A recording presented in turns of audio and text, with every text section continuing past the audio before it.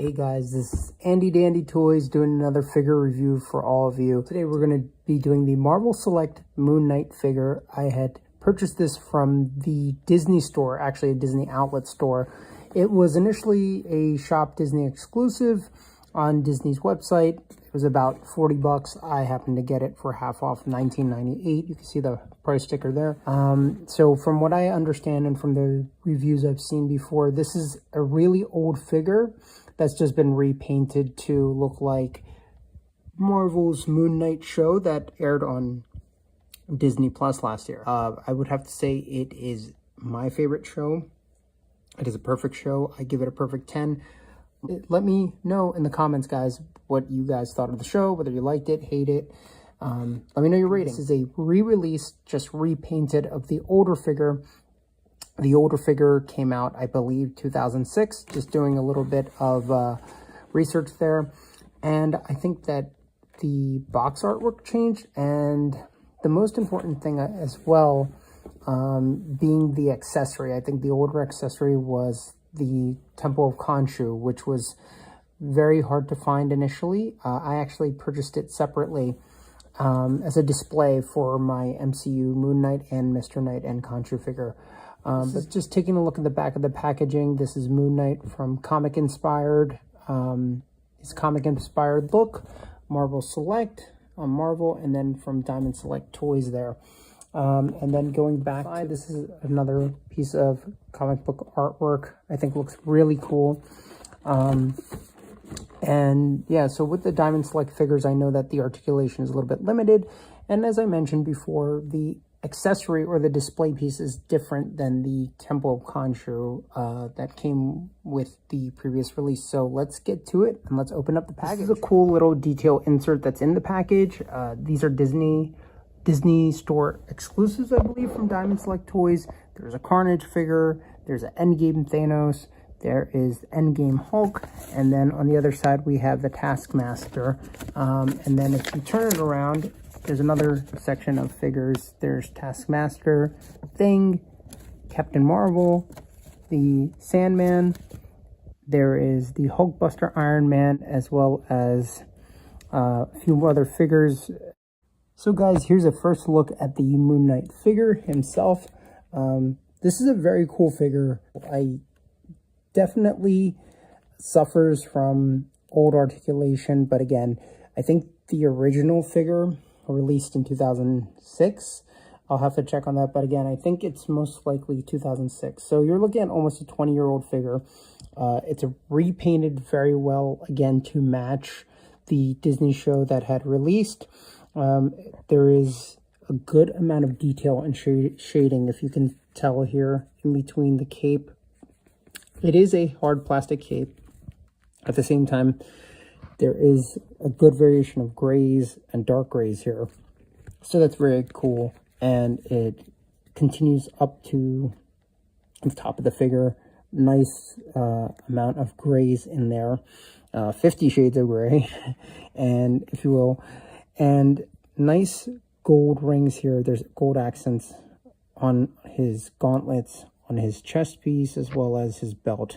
A few moon shapes here and down at the bottom near his ankles as well, and near his boots. So let's talk about the articulation, and then we'll go over a few poses as well. So from what I can tell, the hood sits on. This is not going to be removable unless you actually happen to cut it off yourself.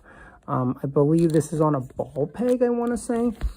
If you look here, it's a single jointed arm. Again, being that it is an older figure being repainted, single jointed arm here on the left as well as the right. So it works pretty well. There's an open arm on one side, and then there is a fist on the other. So we're going to put both of the moon rings in that hand. Now, looking at this one, I actually see that he has spikes on his fist, which is a really cool detail. I haven't read any of the comic books, so I would have to go back and read them, or please let me know in the comments if that's something he used often. And then going to here again, I like that they did a tread on both of the feet here, and then peg holes on the back, or on the bottom rather, so he would be able to fit on a stand. Now going through it again, they're single jointed on the legs, which again still works pretty well. And I believe you can spread the legs out about that far, so he can do almost a full split. Let's see, so almost a full split that he can do. And let's go ahead and see what it looks like with the moon rings in his hands. So this is taking a real quick look at that, how that fits in one hand. It fits pretty well. I wish if it did actually come with interchangeable hands, maybe do a left fist that is matching the right one with spikes, and then a matching right hand that could hold the other ring. So I think that would have been cool, because I know that the Marvel Legends figure that released, you could actually connect these two moon rings together, so that way it kind of stayed together as a thicker piece. So I'm going to try to put in the other one too. It's definitely a tight fit, but you can fit both moon rings in one hand, which I think that's a little bit better. And there's a few display options I've seen online, which I'll share with you next. This is something I saw online, so if you actually stick his cape behind the temple, you can kind of get him in a jumping pose, so this looks pretty cool. And I'll give you guys a few other suggestions. I thought I'd be able to balance him, but if you have any sticky tack or blue tack, you should be able to get him in this pose, which I think would look really cool as well. Overall, my final notes on this figure are that I definitely think it was a good idea for Diamond Select Toys to re-release this figure, especially since when it did, it was when the hype of Moon Knight was really high when the show first came out. And obviously, since they had the mold ready, this was a straight re-release and a repaint of a previous figure. So they were able to get this out fairly quickly, while it had taken a fair amount of time for the Marvel Legends figure to come out. Do I think it's as good as the Marvel Legends figure? Of course not. Again, being that it is a straight repaint of a previous figure and more based on the comic book Moon Knight, I still think it's a decent figure. I think that the paint holds up. I think that the articulation could have been better. But all in all, I definitely give this figure, as well as with the accessories, as a package bunch, I'd say probably a decent 7 out of 10. I think that if they had sculpted double jointed arms, double jointed legs, that really would have stood out. But, you know, as far as the figure goes, I give it a decent 5 or 6.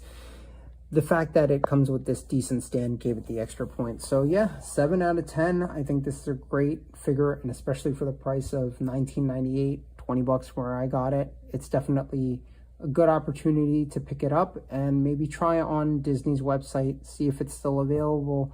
And please like, comment, and subscribe.